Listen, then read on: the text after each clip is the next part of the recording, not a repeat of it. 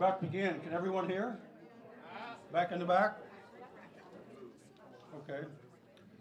I'm Michael Carter. Welcome to the Monroe County History Club program again. It's great to see you all. To begin with, the commander of the Legion, my old friend Dick Dunbar, has I usually say a short statement, but he says he can't make short statements, so I don't know. I will be brief. Mike just asked me if I'd like to say a few words. I haven't been up here for a few months, but most of you folks have been here before. A lot of you are already members here at American Legion Post 18, but if it's your first time here, welcome to the American Legion. We are very proud of this American Legion. We're the largest American Legion in the state of Indiana. We have the most veteran members. We have the largest auxiliary in the state of Indiana. And we're working on the Sons of the American Legion group to get it up there in the top too. We've doubled that size in the last 2 years. So we are a growing organization. We're very proud of that. We're also this is the 100th anniversary year of the American Legion. We were formed in 1919, so we're celebrating our 100th year this year. So it's a big thing for the American Legion this year. So we're one of the few groups that have been able to maintain and sustain and grow and do good things for that long period of time. So just like to say we're always glad to have this group. Mike gets up here and thanks the American Legion every month, but it's the American Legion that should be thanking Mike and George, Clay, and all the people that brought this group out here. It's a pleasure to have you. And as I said, most of you are members. A lot of you are. If you're not and you'd like to know about membership, I'm going to hang around back here for a while. So if you'd like to, if you're a veteran, obviously you can join the American Legion. If your father, grandfather, great-grandfather was a veteran, you're most likely eligible to be the Sons of the American Legion. And if you're a lady, if you're related to a veteran almost in any way, you can join the auxiliary. So we'd love to have you. So thanks again for coming. We appreciate it, and have a good evening. Good afternoon. All right, thanks, Rick, and thanks for your support, too. Also, David Lemon would like to make a statement.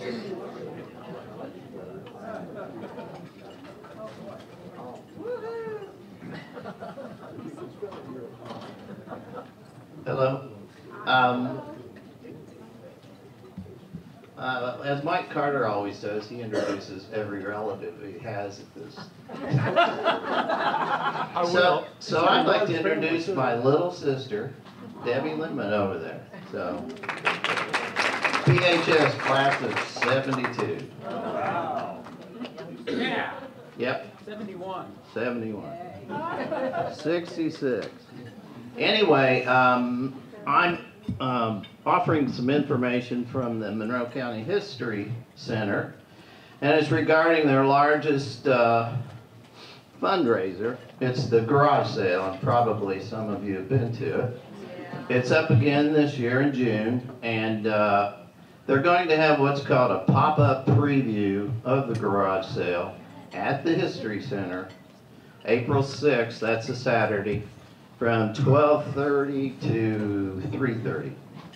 So there'll be items, and they're mostly for the female persuasion. So anyway, thank you, and I'm sure you'll enjoy the program. Yes? Tell them about History Center looking for the items from the 60s, small items, and are they putting in boxes to take to schools, or I didn't really understand what they're doing with it. The History Center received a grant, and it involves dementia care. Oh, really? Right, and what we're trying to collect are items from, to begin with, from the 60s. Little, like I brought a Kennedy campaign button in, and just small items that would fit in a small piece of luggage. So if you have any memorabilia that you'd like to pass along for that project, that would be great. How's that? Okay. Thank you. You're welcome.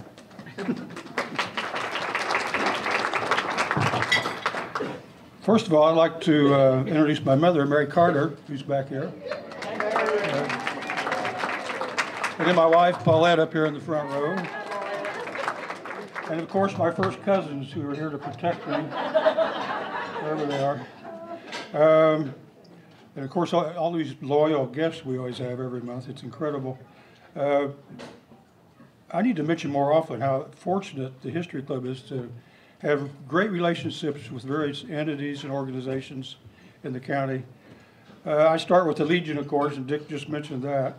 But we also have helping us the Monroe County History Center with Susan Dyer, Monroe County Librarian Christine Friesel, IU Photo Archives and Brad Cook, the local Civil War Roundtable and Steve Rolfe, the Wylie House Museum with Carrie Beam, who just spoke to not long ago, WGCL Radio with Jim Inman, who's interviewed me several times, and the Herald Times. We've shown some old photographs from them several times, so we thank them. These are very important relationships for what we do, and I thank all of them for helping us to be very successful, hopefully, in chronicling and preserving local history for us now and for those who follow later. Also, my Minister of Propaganda, George, has a couple of things. Again, thank you all for coming.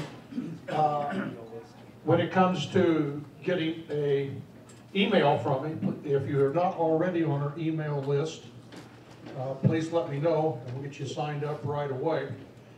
That's also important because once a month we publish on YouTube the presentation from the previous month.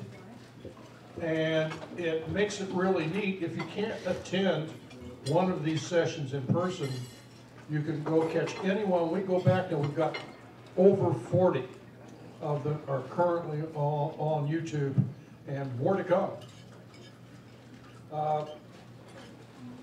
So be sure if you get a chance, you get on YouTube, subscribe to the channel, and you will automatically be notified when a new presentation is made available.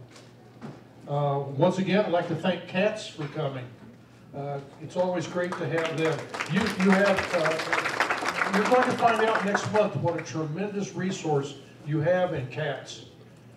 This community is very fortunate to have an organization like CATS to be able to preserve the different happenings within the community.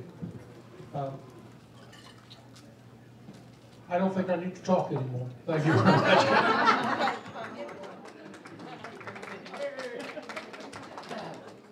Yeah, what you mentioned about Cats TV is true. They were a game changer for us when they started recording our programs and letting us to get them on YouTube. And how timely, because on April 30th, Michael White of Cats TV will give a program right here on the history of cats and the many ways it serves our county. It's been around for around 45 years, I think, something like that. May 28th, local historian and author Dr. James Capshe will give a program on the life of Herman B. Wells, about which he's written a book. June 25th, Brad Cook of Photo Archives will return for the 5th time, I think, or something like that, and show more vintage local photos from this huge collection he has at IU. July 30th, our own George Carpenter right here will give a program on the Monon Railroad, and George knows as much about the Monon as anyone, I think. We will say that. August 25th, John Summerlot will return to give a program on Indiana University and its military history. September 25th, that will mark the bicentennial month of the First Presbyterian Church in Bloomington.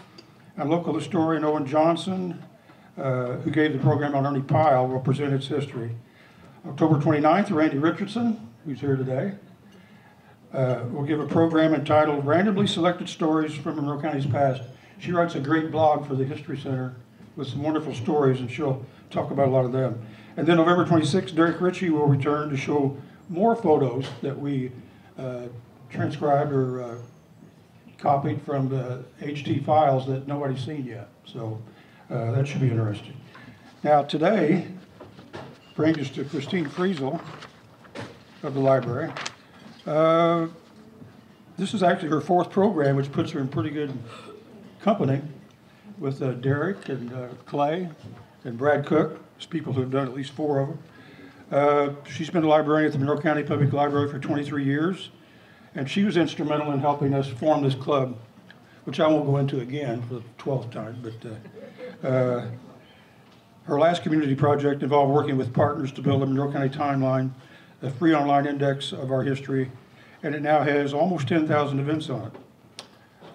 It was while working on the timeline that Christine found some exciting information about the Underground Railroad in Monroe County, and instead of doing her program, I'll let her take it over from here. What?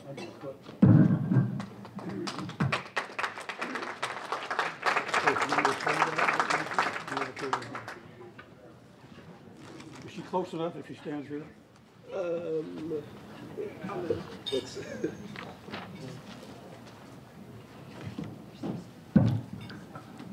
Sorry.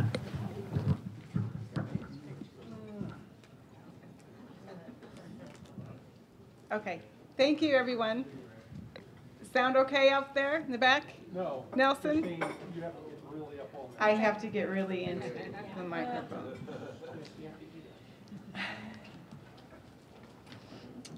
Thanks, Mike, for inviting me, and thanks for having me today. This program I try to keep to an hour, but I'm told Mike it's probably going to go longer than that. I'm having trouble keeping my wits straight with the Underground Railroad because we keep finding things and I keep going down a rabbit hole. I told the team that's working on this that after today, after I give this presentation, I'm going into intervention and I'm coming back into the modern life. I don't read national news anymore, so I'm thinking maybe something happened? I don't know. I have a PowerPoint, and I'm going to go through fast because I want to make sure we get to the end so that you can have your questions and provide your own oral stories that your parents or your grandparents or things that you have heard over the years. We are looking for oral history. We don't expect we'll find evidence of the Underground Railroad in Monroe County. So that puts us in a quandary because we keep talking about it, but it never really happens, sort of like my diet. I keep talking about it, but nothing really moves along. You're not alone in that. But what we are realizing is that it's interesting, it's entertainment, but is it educational? Are we ever going to get to the point where we can go into Monroe County schools and tell the kids, this is what we know? I will bring up a slide later on toward the end that shows the state of Indiana and all of the Department of Natural Resources. They have marked official places that they feel comfortable are worthy enough as being designated counties where there was an Underground Railroad station. Monroe County does not have a marker. That's we have stories, but we haven't convinced the state yet. There are other counties that do not have markers, but they're in the southern part of Indiana, and they lead right into Monroe County. And so even though we know we're going to knock on a door that's not going to answer, we keep knocking, and it is entertaining. And so we've decided we're just going to keep at it. And if we don't have evidence, we still have a good time. I have, if anyone is new and hasn't heard about the Monroe County timeline, I do have some handouts that are up at the front that has the website of the timeline. And some of this information is imported into the timeline. Some of it, a lot of it is not. Again, the team doesn't know what we're going to do with this information. That's why we're asking you what we should do with this information. I'd like to pass out this blue sheet of paper. It's a feedback form so that you can write down your comments if you don't get a chance to say something, or if something comes to you later. Like you're driving home and you say, wasn't that house on South Walnut, didn't Grandma tell me that was an Underground Railroad station? So you can write that down and send it in to us. So we want to know what memories you have, but we also want to know what you think the kids should have in the schools. I'm not a teacher. I can't imagine how busy they are. I know that some of the teachers, I have heard, cannot even leave the classroom to go to a restroom break. Amen. Amen. I know that they're busy with I-STEP in the 3rd grade, and so this would target 3rd and 4th grade curriculum. So in order for us to make any input into the school systems, we're going to have to go slow, and we're going to have to be careful, and it's going to have to be in a format that could slide quickly into what the kids are doing, which probably suggests it has to be on a tablet. So keep that in mind as what you think kids would do. Think of your own grandkids and say, what would this person, and is it right to tell them the story when we don't have evidence? So keep that in mind as well. So Mike, do you mind passing some of these out?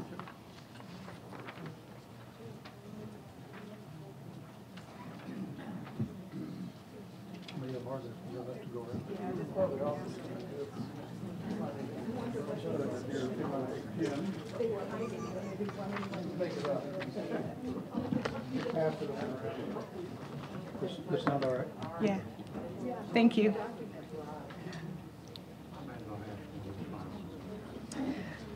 The research team for this project as the public library is my Brandon Smith, or Brandon Rome. He is an information assistant staff person who's phenomenal at the public library. At the History Center, we have Susan, lots of volunteers, as well as the librarian there and the outreach education person. David Lemon is helping us. Liz Mitchell, a board member who does theater for the Underground Railroad, she's part of the team. At IU, we have Carrie Beam, the director of the Wylie House, and Dina Kellums, IU archivist. At the Department of Natural Resources, we have Jeannie Reagan-Dinius. She is the director of special initiatives at the state. She is the one who's researching underground railroads. And so she's traveling all over the state going, nope, nope, nope, yes, yes, yes. And she came to our meeting and she says, you know, I'll hang out with y'all, but I'm telling you, just keep going, and we might connect some dots. She's been a tremendous help and support. And then we also have the pastor of the Reformed Presbyterian Church, Richard Holdeman, and I think he spoke to us. Yeah. So all these people are assembling and just sort of hanging out in the 1860s, 1850s. This presentation is a show and tell. Again, we're always asking, why even bother? Why are we doing this? We know we're not going to find proof. But we wanted to show you what we have so far. Maybe think about what's next. We want to hear what your ideas are. A lot of you have done genealogy seriously and local history seriously. And you might think of something that we've missed completely, and we'd like to go that route. The dates in this PowerPoint are approximate. Again, we don't have evidence, and we're inferring, and we're making lots of assumptions. You ever go down a road and you just know that that person that you're going to meet is your John Smith, not somebody else's John Smith, but your John Smith? Well, I'm sort of like that at this point. I'm like, oh, well, it must be because I'm tired and I want it to be. This is what we knew before the bicentennial. We knew in 1826 Reverend Smith built this house. This is the Pickwick House. And oral history, oral tradition shows, and HT articles, that this was a house, this was a stop on the Underground Railroad. The James Ferris House, this is the Reformed Presbyterian pastor. He's coming from South Carolina, Chester, South Carolina. The Millen House, this is on Bryan Avenue, is that right? I think. This is the office, this belongs to IU, this is the office of the Organization of American Historians. That's where they do their work. This house is not part of the Underground Railroad, but I wanted to put it in. This is where Baynard Rush Hall lived. Does anyone know where this is on South, on the B line? Yeah. Oh, yeah. On the railroad. Almost 2nd Street. Yeah. On Morton. This was IU's first, one of IU's first professors, and he did not stay long in Bloomington, but I just want to point out that he wrote a novel about Monroe County called The New Purchase in 1848, and in it he describes all these characters, and I believe somebody has produced a key to the individuals saying this guy is really this guy, but it is a novel talking about this area in the early beginnings. And I also want to point out that he wrote another novel called Frank Freeman's Barbershop. He wrote it in 1852, the same year as Uncle Tom's Cabin was written. He wrote his novel in response to Harriet Beecher Stowe's Uncle Tom's Cabin. Mr. Hall believed that the abolitionists were making things worse for the African American by enticing them to come north to take cheap jobs, domestic labor, and barbershop gigs. He said, let's build them a place in Africa. Let's raise money to move them back to Africa. So he was part of that Back to Africa movement. So I just want to point out that it's complicated, and I do know that there's some references to Wylie being part of this movement himself. Which Wylie, I'm not sure. But, and it's possible that they would go to one of these meetings about Liberia and then back off and switch gears and go another route the next year. So just because we find one reference to one meeting or one reference in his diary or letter doesn't mean they were always thinking along this line. But I think it's interesting that this gentleman, who does end up leaving Bloomington, has this thought in mind. So just keep that in the back pocket. So in 1917, Henry Lester Smith, who at one point is the Dean of Education for IU, he writes an oral history that appears in the Indiana Magazine of History. So this is what we knew before the bicentennial. Everyone who wanted to know about the Underground Railroad had to reference or review his article that appeared in 1917. He talks about his parents. He talks about his grandparents. His grandparents are Thomas Smith and Jane Curry. They are the ones that are coming with the other Covenanters from Chester, South Carolina, in the early or the late 1820s. It is the same group that is coming into Monroe County that includes the Fees, the Fee family, the Smiths, the Currys, the Gordons. Thinking there's other families in that. But when they arrive, the first baby that is born in that first group is Margaret McCullough, the teacher. She's born in 1835, so she's part of that group. In this article, Henry Lester Smith identifies the first details, stating that Auntie Myra's house was a station on South Rogers. He doesn't provide the address in the article, but we have found out what he was referring to. I'll get to that later. And he refers to the old Wylie farm near Clear Creek. And he refers to the people came into Monroe County from Walnut Ridge, and that is in Salem, West Washington County. So we knew this going into the bicentennial. When we produced bicentennial maps and we got them into the third grade classrooms, we felt comfortable in putting a pin in the map at Gordon's Place because of this article. So Gordon's Place, we decided, was near this area, South Rogers. Now, when Henry Lester Smith is writing this article in 1917, he references the electric plant on South Rogers. This building was built in 1890s, 1897, 98. So we know, and this was pretty far out in 1917. It was outside the city limits. But we figured this is the area where he says Auntie Myra's ran a station.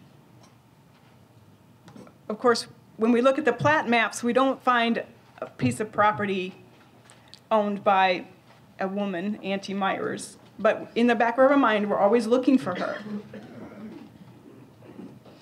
So in this late 1920s map, we pinpoint Perry Township, section 16, near, we find Gordon's property. We assume, if it's on this map, we assume he's living on that property, but again, he may own the land and live in a condo somewhere else, right? When we were creating this bicentennial map, I called Dan Combs, and I said, hey, we've got this Underground Railroad stop on Gordon Pike near Bachelor Middle School, going through the creek.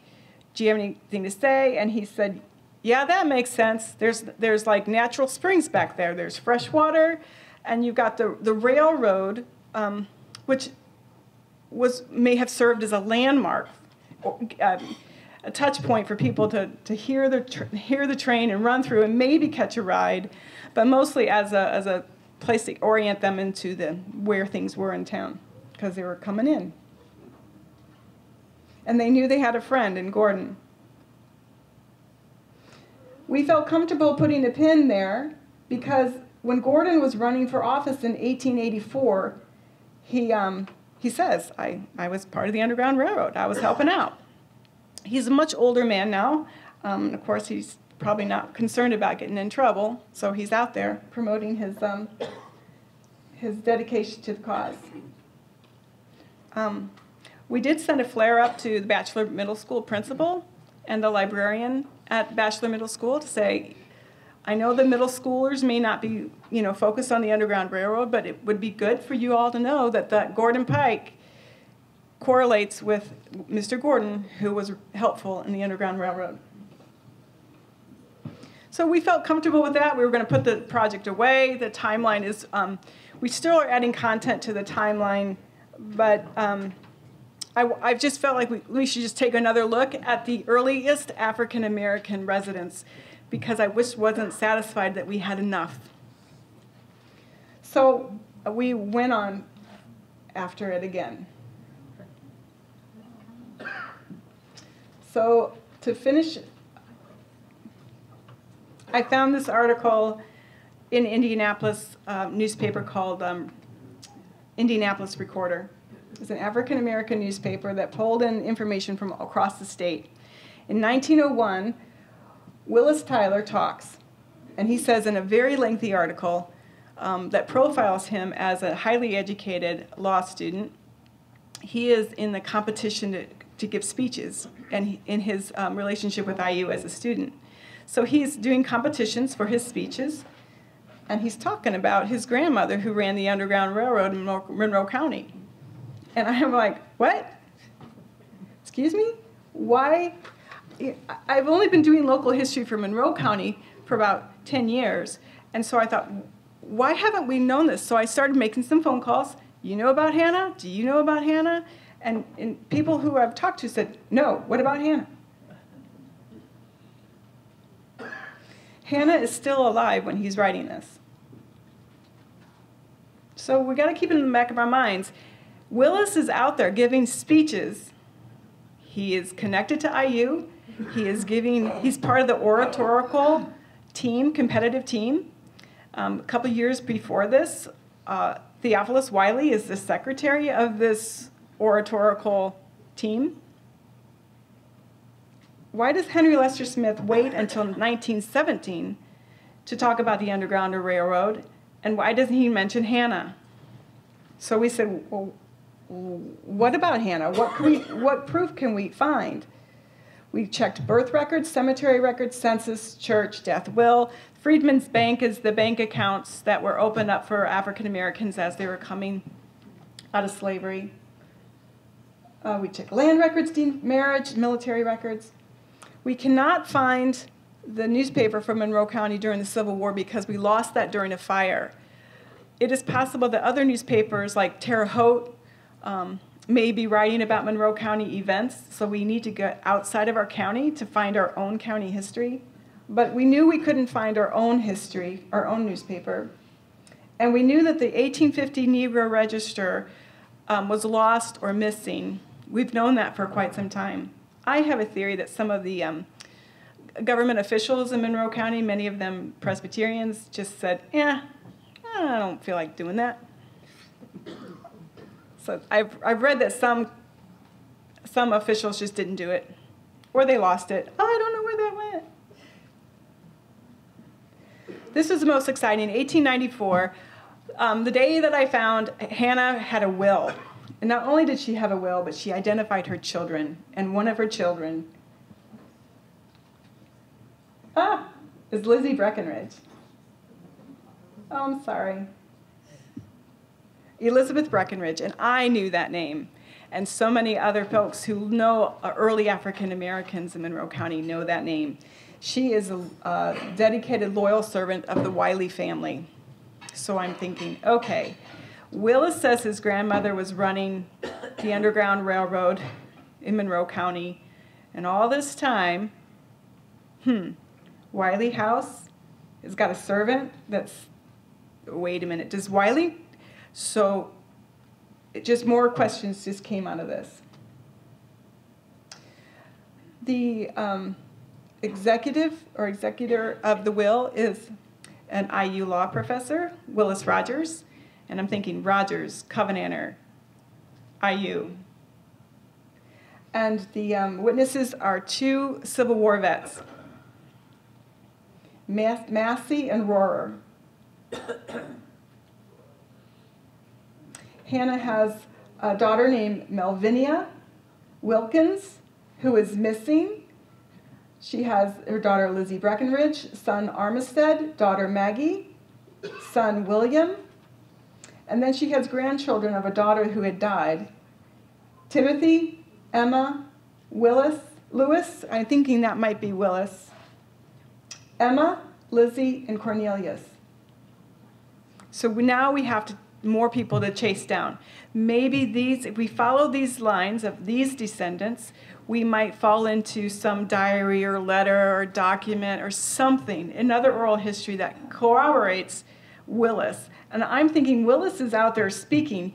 He's good looking, he's polished, he's confident, he's got great support. After he gets his law degree from Harvard, he goes out to California and he's a prominent attorney there. His specialty is property rights. He dies young without children, but I'm thinking it's possible he's making this up, but I'm thinking it's not in his best interest to start his career as a young black attorney in this time period to be making stuff up. So again, let's go look at the Wylie House. So I called Carrie Beam at the Wylie House and I said, gee, have you heard of this woman? And we found out that Wylie, Theophilus Wylie, did know a gentleman named Breckinridge in 1835. He met him in Pennsylvania and he was so impressed that it came out of into the Monroe County Bloomington newspaper about this Breckinridge. And we're making the assumption that this Reverend Breckinridge that is talking about abolitionism and other causes similar to opening the North, or opening all the states for against slavery. Reverend Breckinridge is born in Kentucky, but he's at Princeton and he's speaking about things that Wylie is interested in. So we know that Wylie knows Breckinridge. And we know that Breckinridge is born in Kentucky. So then we follow that line. But this is interesting. As a parent, I'm aware of when I leave the house and what's going to go on. And I know that I don't know what's going on. Theophilus Wylie leaves town from 1852 to 1854. And this is when a lot of this stuff, I think, is going on. If you see what else is going on in 1852, you'll just wonder. Hannah, for instance, gets married again and buys land. Okay, we'll go. And just keep in mind that Lizzie Breckinridge begins working for Wylie after he comes back, but she starts at age 13. So Hannah is letting her daughter work for the Wylie family. So we're thinking Hannah knows Mr. Wylie because her daughter is working for him. Does Mr. Wylie know what Hannah is up to? is another question. The 1870 census, we just wanted to show you more pictures of Lizzie. Lizzie, or Elizabeth, is living with the Wylies long after the Civil War. She's 27, and she's living there with her sister, or her stepsister, or half-sister Maggie, who's 11. And I'm thinking this is a great place for Maggie because she has access to books. You'll see later how important that is. But of course, it's important for everyone to be close to books. So this is just showing you Theophilus, Rebecca, and the kids, and there's Lizzie there. So what can we know about the Breckinridge family? We believe this is the Breckinridge County, Breckinridge family. At a certain point, they were royalty in Kentucky. I would assume that if your name was Breckinridge, you'd have some sort of protection and clout.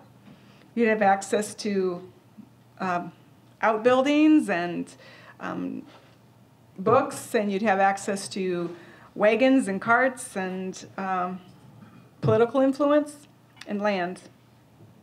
And they were huge families, so they were spread out quite a bit. In Indiana, there are Breckinridges in Boonville, Warwick County. That is just north of the river. And there's a Breckinridge there. His name is John Breckinridge. He is an attorney who runs sort of a courtroom that's so animated that is sort of like the People's Court.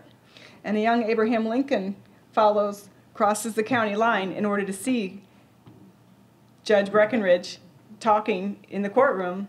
And there is a 1920s reference that Abraham Lincoln was so inspired by this Breckinridge that he wanted to be an attorney as well. There's a Breckinridge in Bedford. And we note that in 1842, Hannah, as a Collins, we think this is her maiden name, marries Edmund Breckinridge.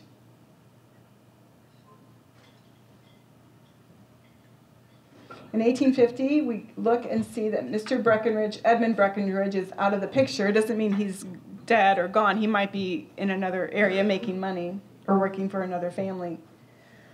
But there's Francis Breckinridge, a wealthy farmer, white. And next door is Hannah Breckinridge with her children. And there's Lizzie Breckinridge right there. There's Armistead and Zachariah and Ravinia. Next to her is another mulatto family headed by a woman named Ravinia. So this is giving us a clue that Ravinia, the baby, and Ravinia, this older woman, are connected. We're thinking then this is either Ravinia is Hannah's mother or her older sister. So now we realize we've got to track down Williams. Notice also here that Hannah has money. 1850s early. I'm sorry I'm jumping back and forth into the time zones here, time frames. If you know this area in Bedford, Clay, did you recognize this area, the railroad? Yes, there's the Breckinridge Cemetery. Breckinridge Cemetery is in section 11. Again, I'm going to point, it's interesting to me that the railroad is going right through that property. I was reminded that a lot of people still think the Underground Railroad was an actual railroad. And people have suggested to me that we really need to make sure that people understand it never was underground. They may have used caves at some point, but it was, and it's sort of like just a network of people that you know, and you bounce from house to house, outbuilding to outbuilding. But when I look at that railroad, I think of a landmark. If I'm running in the night, I get disoriented, I'm hungry, I'm tired, I'm cold, and I hear the sound of the whistle of the train, I just follow that whistle. It might offer some comfort and direction. Or I could jump a rail car. Yeah. Imagine that. So in section 11 is the Breckinridge property. Breckinridge Cemetery to the right of that is GE, is that, or not GE, GM. And then this road right here is Breckinridge Road. And up here is Dive Road. So this in Bedford, in Lawrence County, this is referred to as the Dive neighborhood. And I said, who is Dive? Dive was Dive Williams. And I said, okay, so we're going to look at Williams. Where are they from? Well, the white Williams are from Chester, South Carolina.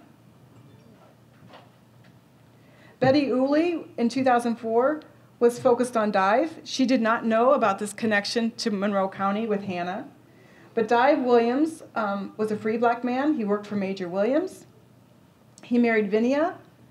The story was that they married in, he went on a business trip to Louisville, and he met Vinia, and he decided to marry her, and Major Williams said, well, I don't have room for her. You guys are going to have to walk. And they did.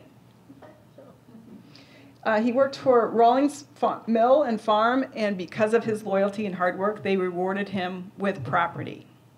So he's a free man, a property owner, and he does pretty well. But he does die in 1846. Now this is interesting. He married Ruvinia or Vinia or Viney, but it was on her son's tombstone that this text is etched on. She had a son that she adopted or took care of, just a boy that wasn't related to her by blood, but she took him on. His name was Spurgeon. And when he died, they built a tombstone, and this is what they put on the tombstone. Vinia was a mulatto woman. She raised Spurgeon. Her husband was a slave. She was the daughter of a king. Do you see why I'm going down rabbit holes? So Carrie Beam and I said just lightheartedly, well, you know, wasn't the Liberia movement, didn't Wylie hang out with some Liberian princes that came into the United States to sort of sell the idea that if they bring back the black people to Africa, they would be part of their royal tribes? And there were princes, and I said, we've got to stop. We just got to stop. But what is this? She was the daughter of a king. So just put that away for right now. Focus, focus. 1850 census. There's, I just wanted to show you that if you needed a reminder, this is Ruvinia, and these are her kids. Spurgeon is not listed on there because she must have taken him in another time, or he was already older at this point. So Vinnie dies, and her estate is worth $1,500, which in 1892, significant. She has no living children at this point. Hannah is her next of kin, but we have not followed the leads here to learn that Viney had a pension check. So that's another story altogether. So what about Hannah? Let's assess. She was born about 1820 or 1822. In 1839, she gives birth, or she adopts a son who was born in 1839, but we think it's her real son. He has a surname of Purcell. We're a little baffled by that. There's some references that Armstead was born in outside Indiana, maybe Pennsylvania or Massachusetts, I don't remember now. And then the other sources say he's born in Indiana. But so we're wondering, did she leave at one time to have this child, or did she just adopt him? But I think it is really her son, Armstead.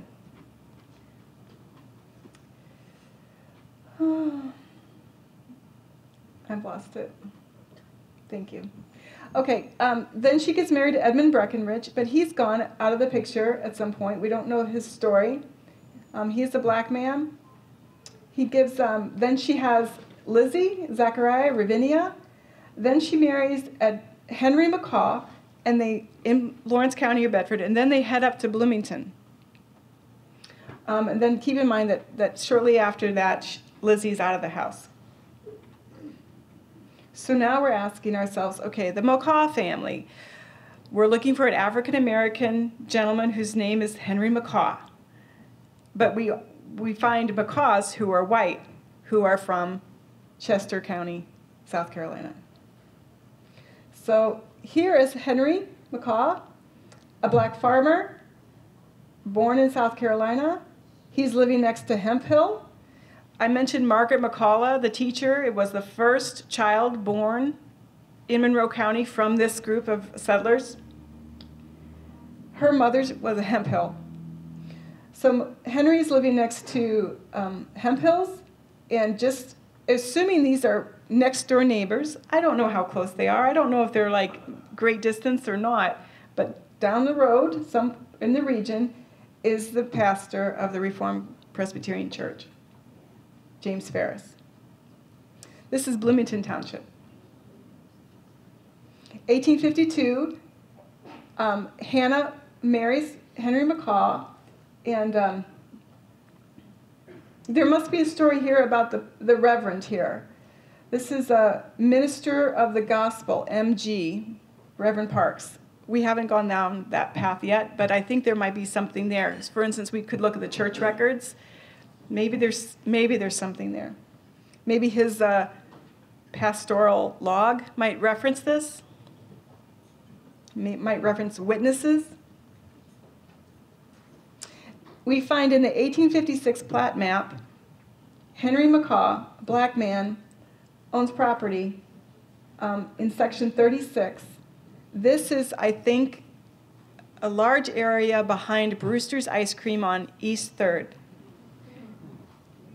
So I talked to somebody who said that if you go down East Park Ridge, is that right?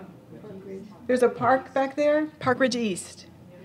And that if you walk about, there are some foundations there. And I said, no. And she says, yeah. And she brought out her iPhone and showed me pictures. Who knows what this is? But I thought, these people are pretty poor. I don't think they're going to have limestone foundations, but we'll keep that in our mind. But what do I know? I don't know anything. I'm just making it up. I'm assuming. No, there can't be a black man who owns property in Monroe County. Well, there you go. There he is. Now, does he live on that property? That's another story. But we see that he is registered as a property owner here. Next door to him is Sarah Cree. They've got John Smith, another John Smith. I used to say in genealogy, I don't do Smiths. But apparently I can't do that anymore. This is the Millen house, the Millen property, or one of the Millen properties. Again, whenever I find something, I'm assuming that's the only parcel, but they could own other parcels. David Hunter, and here's Story. Harrison Story owns a lot of property.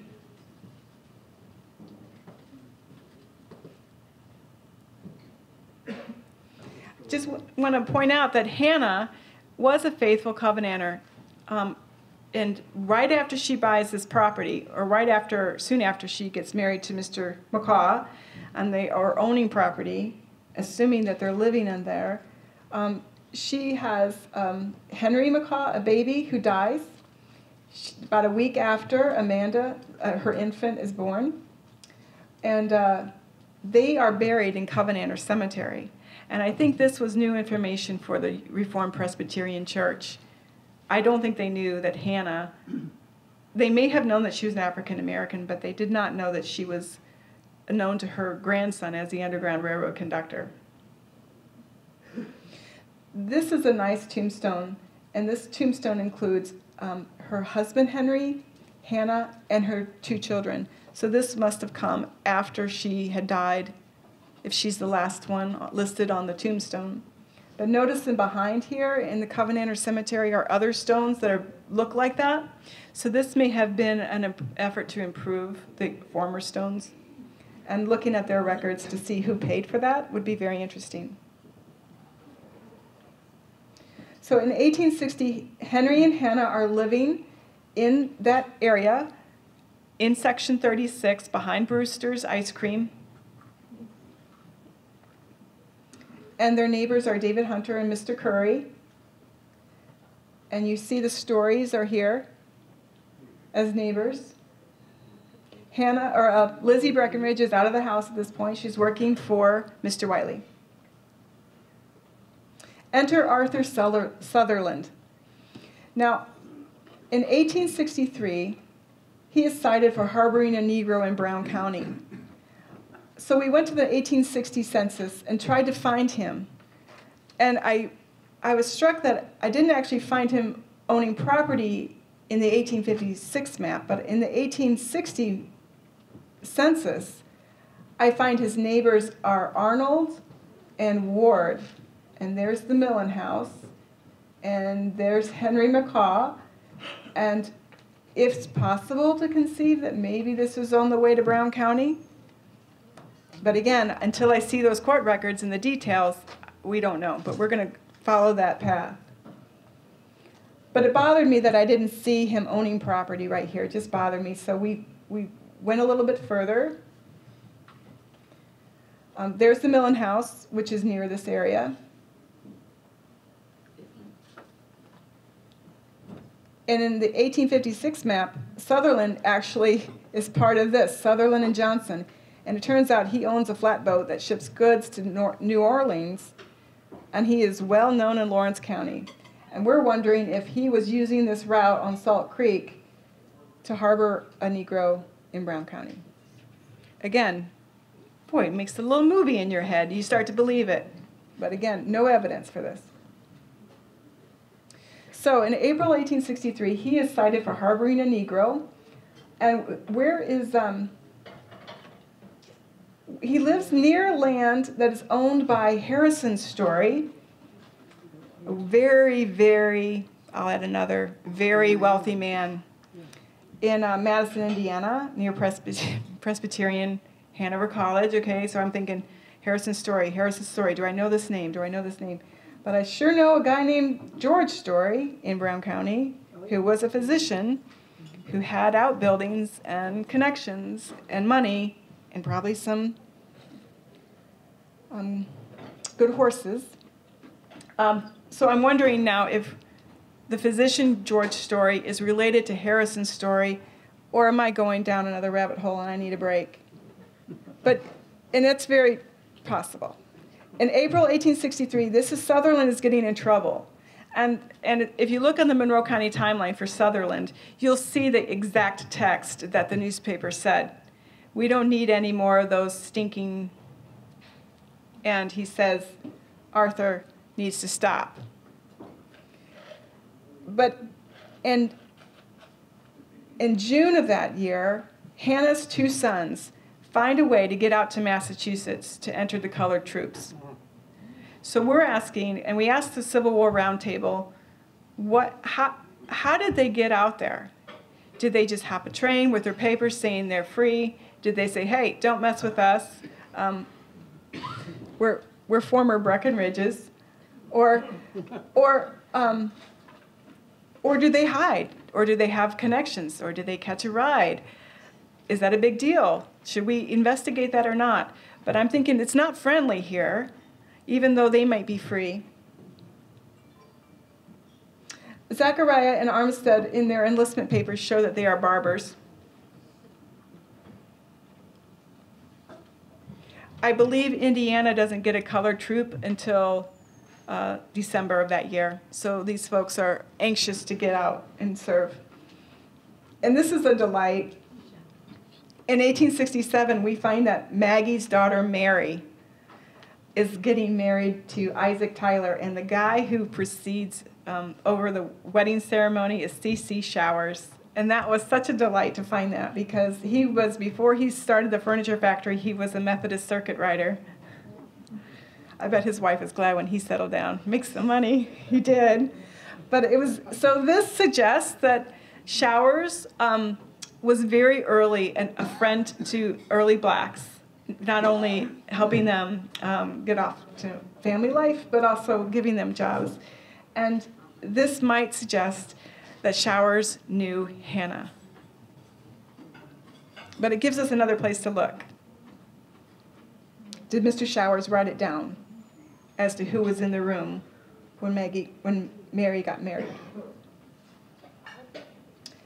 Did I fix this, Randy? Is this the 1880 census, isn't it? I just want to show you that Hannah eventually moves to Indianapolis. And we find her living with Maggie, her daughter Maggie McCaw, and Jesse Waldron, who's a barber. But she eventually, as she gets older, she is living there. In 1880,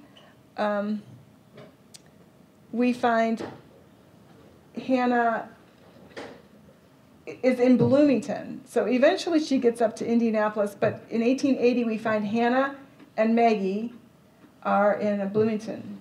And we think this is section 36. So we think they are back in that property behind Brewster's Ice Cream. Based on the neighbors. In 1881, Maggie is profiled by Margaret McCullough as being a really good student who always shows up to class.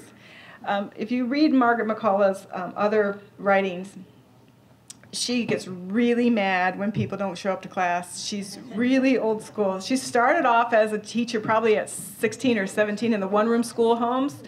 And she and David Hunter, during the Civil War, converted all of the one-room schoolhouses to, well, not all of them, but they were trying to get kids out of those one-room schoolhouses into graded schools. And Margaret McCullough was really frustrated when people didn't show up to class.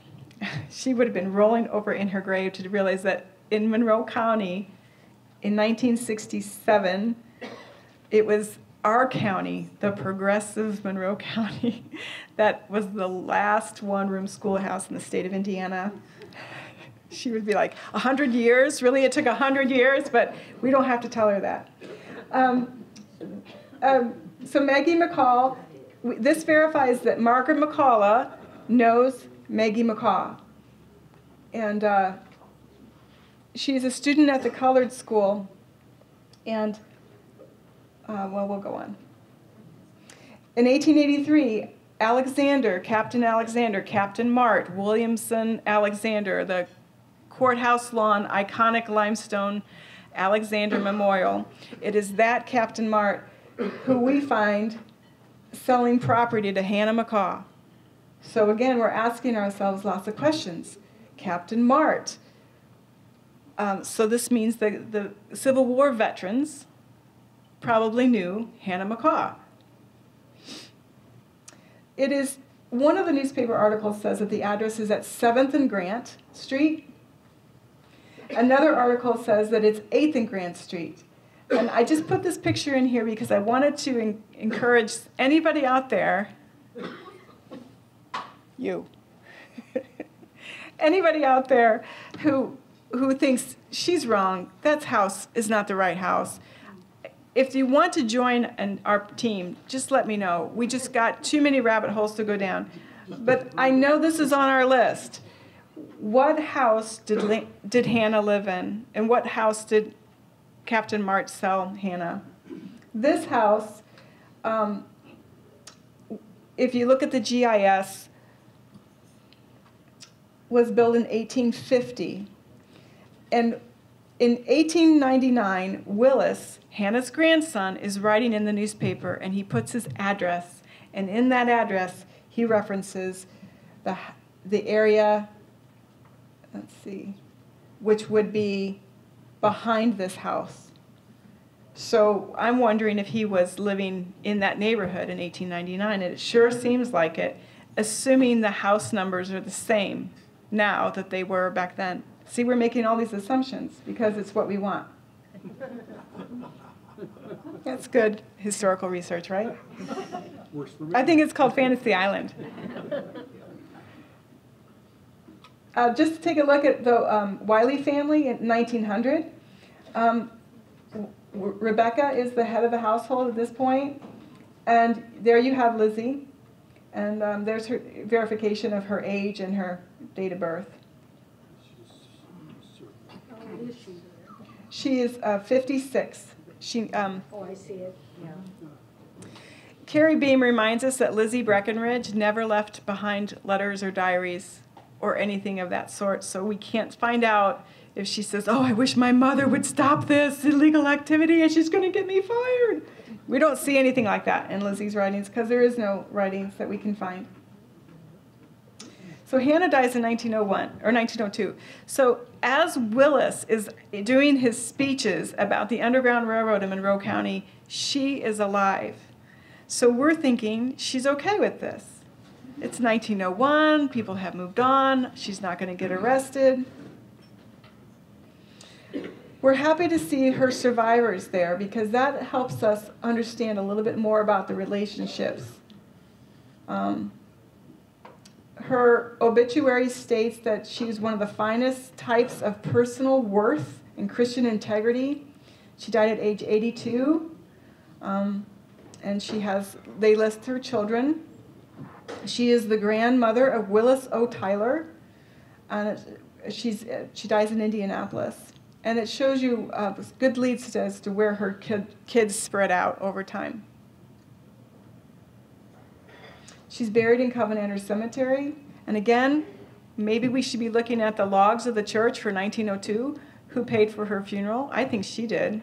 I think her will allowed for money for a nice funeral. But maybe the church records show who was there, who was assisting, who was the flower girl, who was... there all sorts of questions might be revealed in the church records. And I have final words by Carrie Beam. She couldn't be here today, but she does verify. Lizzie Breckinridge does not leave anything. We don't know if she knew anything about what her mother was doing. It's hard to imagine she doesn't know. It's hard to imagine that Wylie didn't know. But when Lizzie wins a prize in 1903, she's profiled in the Indianapolis newspaper. There's a contest. Who is the most loyal servant, domestic servant, to serve the family the longest? And somebody from Bloomington, I think it's Brad Feud, the newspaper owner, submits the name for Lizzie Breckinridge. And so she wins $10 or something like that. And in that interview, there's no mention of her mother as an Underground Railroad conductor. So this is 1903. Willis is going on TV. No, he's not going on TV. He is going on all about his grandmother, but Lizzie doesn't say anything. And but there is one curious mention that she loves to stargaze. She loves to watch the stars, and she studies them, and she's really good at it. And so I thought, oh, of course, her father was an ex-slave. They used the drinking gourd. See, my movie is just coming to a nice symphonic end. So then I look at Mr. Kirkwood in a totally different light, knowing that Kirkwood and Wylie hung out, and Mr. Kirkwood is thinking the stars and the observatory.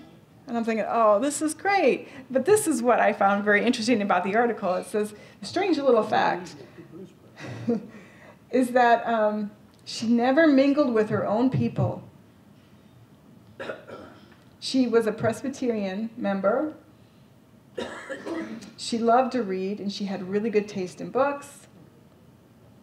She is particularly fond of astronomy and can locate an array of stars in any clear night. So when it says she did not mingle with any of her own kind, what does that mean? I think she was a nerd. I think she had great books at the Wylie House, and she just worked as a domestic servant. At the end of the day, she just wanted to sit down and read some books. That's just my theory. So, and the fact that she was Presbyterian, she wasn't part of the group that started Bethel AME Church, but her stepsisters were. But that's a strange little fact, I think, is that she liked books.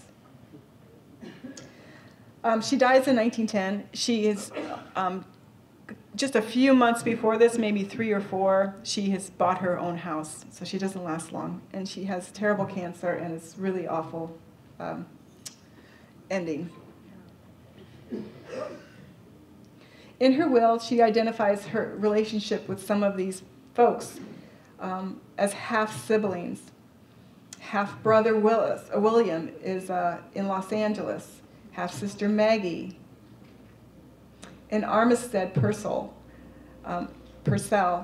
provided he can be found. So again, these folks, just like Bloomington, people come and then they take off.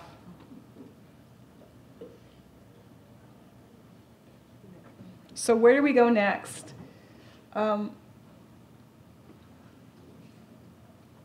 There's something called a story map that I keep bringing up, and I wanted to bring this to you because I think every time we look at the Underground Railroad and I look at people and we're talking, they sort of roll their eyes in the back of their head and they start to visualize a map. And they go, wait, where was that place? And then didn't Mellencamp record music at a place that was over the hill in South Walnut where WGCL used to have their business commercials? And they go on these paths, and I'm like, wait, where are you? And they're like, it's near that hill. And I know that in even our group that knows Monroe County pretty well, we know Section 16, we know Section 34, we know Section 36, we also are like, wait a minute, that was University Township in that time period and not Bloomington Perry Township. So we're thinking it would be good and helpful if we created a story map. And maybe this is how we get into the 3rd grade tablet, is that we pop the kids in front of this pinpoint. The problem is, when a kid looks at this, they think it was really happening. This must be real. Like it's like a headline news, right? Because it's just a snippet to get their attention, and it must be true because I saw it on a cool map. So our problem is that we still only have story. We still have, it could be folklore. So we want to be very cautious. But I think that's where we're going. Create something like the Monroe County timeline, but because we don't have time, we're going to focus on place and identify the earliest landmarks in Monroe County. Just say, here's where the church was, here was where the school was, and here is where those significant property owners were. This is where all the Covenanters lived.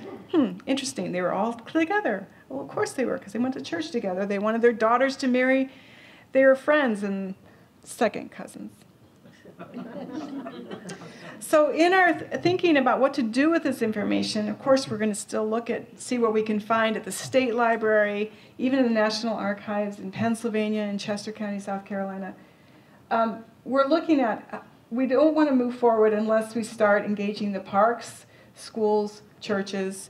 That includes Second Baptist Church too, because those earliest black residents established that church as well.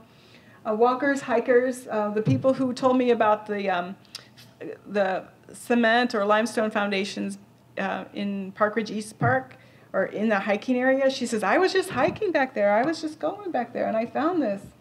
Of course, heritage groups, museums, Visit Bloomington. And we thought, well, we've got a great opportunity with the Switchyard Park right along Gordon Pike and the trails. We could do some storyboarding there. And when I gave this talk a couple weeks ago, somebody said, no, keep it out of the railroad because you'll confuse the kids. They will think it was really a railroad. I think that's a good point to keep in mind. If our target audience is future generations, then we got to be very careful how we market this. We could just call it, we made this up, storyboard. Well, there might be more railroad associated with the Underground Railroad than you know. Yes. Because if you were walking along a road, and at that time, the roads were miserable. So if you walked along a railroad right away, you had a good clear path to wherever you were going. And you were elevated. And you could always, if you're on the Monon Railroad, you knew which way was north. You just kept going that way. Right. I would use it. So again, this is oral history. We have nothing, but we are going to keep knocking on the door. So we're thinking of ourselves as information poor. So you can learn more about this on the Monroe County timeline. Not everything is there, but if you search religious organizations and this time period, and you'll see some of the names, you're like, oh, I know that. Smith Road, Rogers Road, Dunn, Fee, and you Gordon Pike, and you start, oh, these are all like friends. Maybe there should be a Hannah Road, huh? Before I end close, I want to say I wanted to bring you a map of the DNR Underground Railroad sites.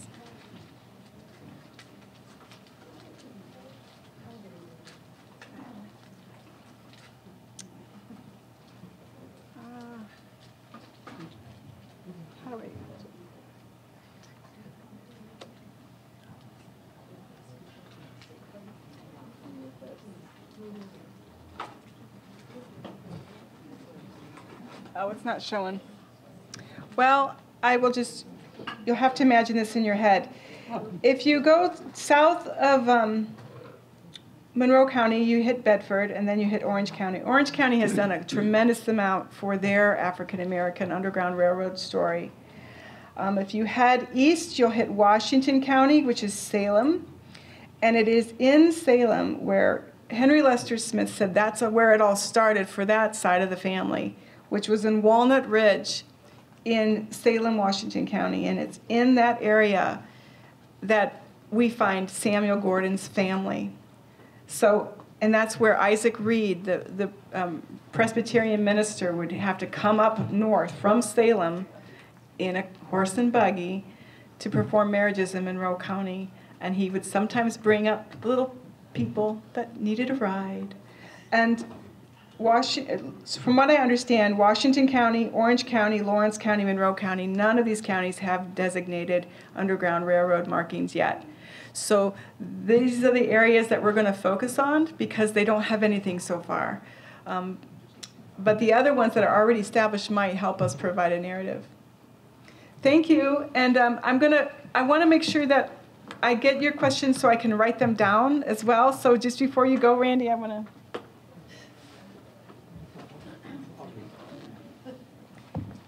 to go ahead. Okay, I have two questions. Number one, what does Jeannie require as proof that there was an Underground Railroad in Monroe County? The question is, what kind of proof does the state require for us to make a case? We haven't gone that far yet, and because we want to go slow. Okay. But she knows what we're doing, and she's watching us, and she's on our team. And so she says, you need to get, for instance, you need to get those court records for when Arthur Sullivan was arrested.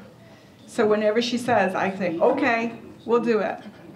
And I don't know if there's a benefit other than the fact that we get some validation that this work is worth it. You had another question, Randy? Have you sought the pension records for the children of Hannah? Have we looked at the pension records for military pension records for Hannah's children? The two boys that were in the war, we do know that they applied for a pension and they designated Hannah as a beneficiary, but it was such a sparse record that it didn't prove, it validated the relationship, but it didn't give any more. But that was one of those things that I was sort of hoping that Civil War Roundtable would sort of adopt these two boys. Yeah, I'm a terrible roommate. I'm one of those roommates that goes to the store and buys all those ingredients for a really good recipe and then brings it home and says, you should make this. I said, sounds good. It sounded good to me. Yeah. Are you seeing any links south to Jefferson County with the Eleutherian College? Jefferson College, or Jefferson County and the Eleutherian College. Eleutherian College. That is a settlement? No, it was a college for blacks. A college for blacks. It's still there. Is it near Hanover? No. Yeah. Okay. We haven't followed that path yet. Thank you. I'm making a note of it. Fascinating place to go. Now, and there is a designated, authenticated Underground Railroad house down in Monroe.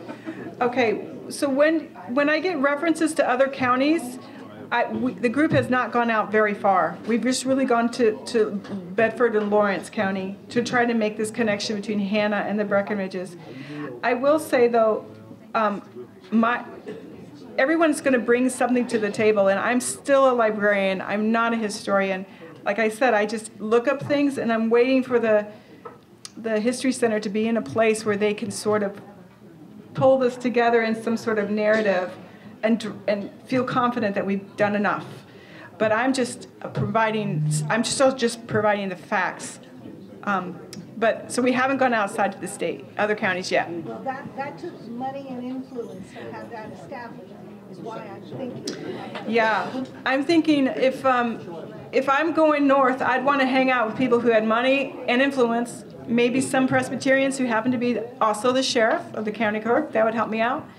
And yeah, people who had money, horses and buggies and outbuildings and influence. Yeah.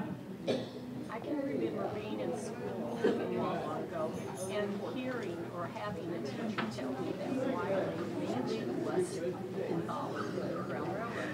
Now, that's not true. Her question is that she remembers being taught in Monroe County by a teacher that the Wylie Museum or Wylie Mansion was a stop on the Underground Railroad. I have heard this before, but I heard it referenced to, I think it was Dan Combs, who said when they tore down the Wylie House on South Walnut, when they were building the administrative buildings and the South High School, the old Wylie farm, when they tore that down, they found underground tunnels. So it's possible that it was a different Wylie farm. It's possible that those underground tunnels were actually just shelter. Some of those underground places could be places to hide booze during Prohibition, or just a cellar. But again, we need to follow those leads. I went to the same school he went to. So but I don't know when they tore, the exact date they tore down that house, so I don't know what newspaper microfilm to look at to see if there's people there who say, this is indeed a fact, a stop on the Underground Railroad.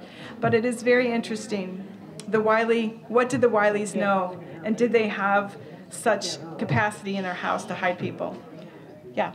You had two different spellings of Breckinridge and Brackenridge. Yes.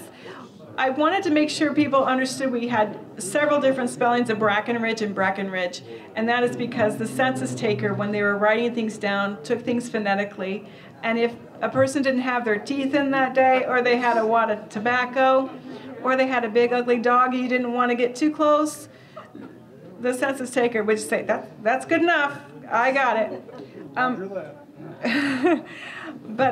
But we think it's with a B, Breck, B-R-E-C-K. And there's so many of them that would be another path to go. And I do know that some of the Breckenridges were Democrats and not friendly with the Republican do-gooders out there. So they did not all agree. So when I find a Breckenridge, I think, oh, it must be a friendly Breckenridge. No. It was much more complex than we think it is. Yes, go ahead in the back.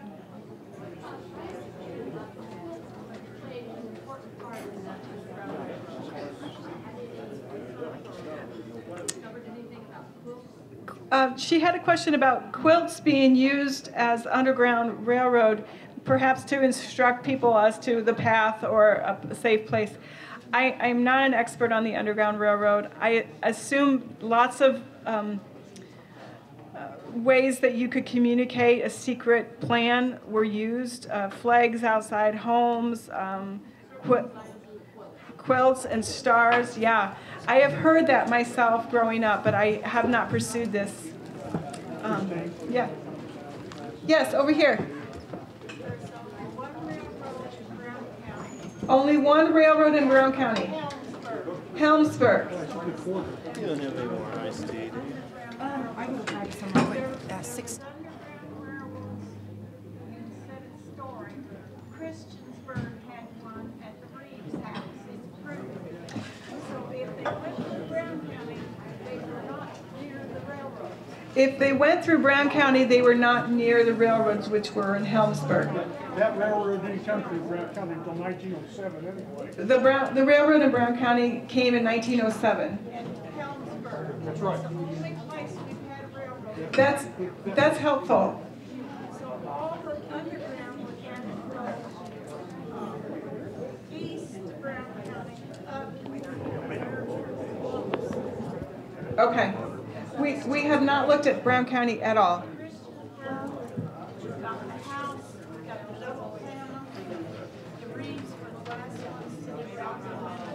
Okay.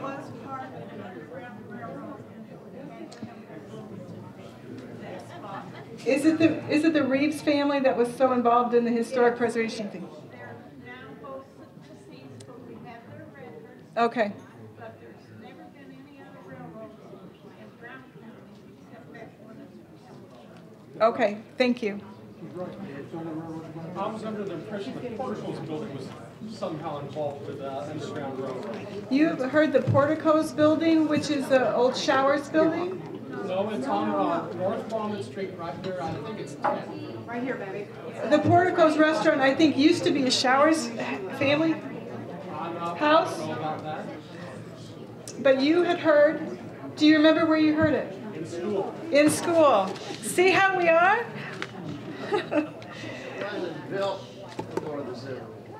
Yeah, I think it came late. Yeah. Well, you see how we learn things in school because a teacher said it? If a teacher said it, it must be true. Right? So Not a junior high level. well, yeah. But in third and fourth grade, they're 9 and 10 years old, and whatever we produce and put in front of them, if it's in a tablet, they just may say, "Hey, it's like candy. It must be good for you." I think we're done. Thank you.